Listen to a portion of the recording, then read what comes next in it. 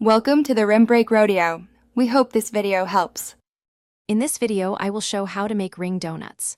First, gather your ingredients, including 2 1/4 cups of all-purpose flour, 1/4 cup of sugar, 1 packet of active dry yeast, and 1/2 cup of warm milk. Activate the yeast in the warm milk for about 5 minutes until it becomes foamy.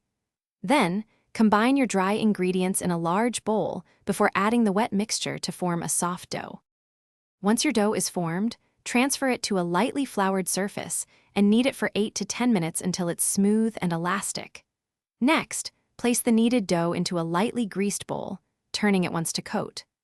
Cover the bowl with plastic wrap or a clean kitchen towel and let it rise in a warm place for about 1 hour or until it has doubled in size. After the dough has risen, gently punch it down and roll it out on a floured surface to about 1/2 inch thickness. Use a donut cutter or 2 different sized round cutters to create your ring shapes.